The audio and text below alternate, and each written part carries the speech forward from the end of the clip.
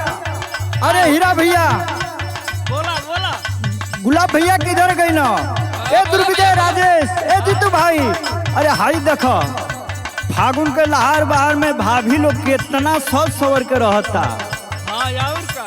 अच्छा तो ये बात हो, जब होली आ रहा देवरों के मन एकदम पगला जाला, वो अपने में ना रहेलन।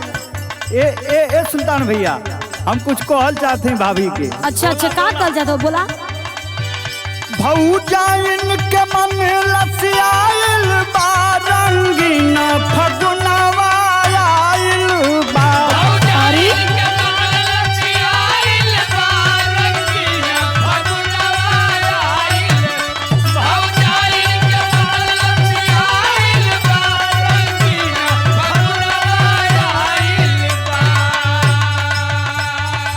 हे देवर बबुआ, हाँ कह, तू हमके कहत हुआ काहे न कहब, हमार भौजी भौजाई न हो। बनाई देवरन का मन पगला गइल बा होली में।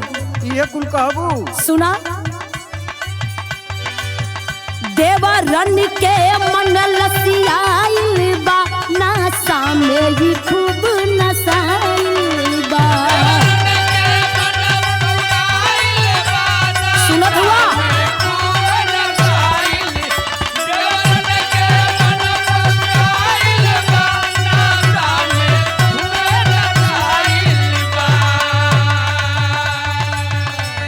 ए भौजी, का हो? झूठा कलंक मत लगावा फागुन का बहाना में। तू तो लौकते बा कितना के कलंक लगावता के करी पर। ए जीतू भैया सुना, इधर आओ। बोला। गोरकी के डालब पतर की के डालब। पागल हो गइल बा का तू?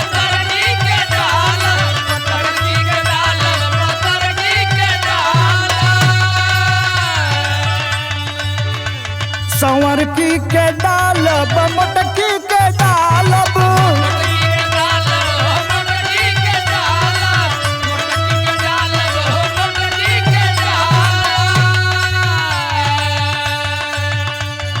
पी के ये भांग बउराइल बा, रंगीन फगुनवा आइल बा।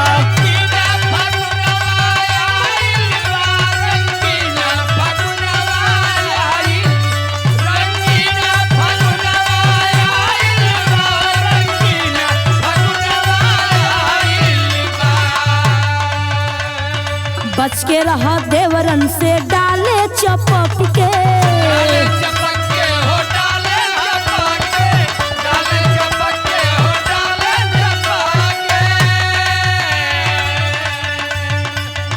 गलवा गुलाल मल दी है लपक के।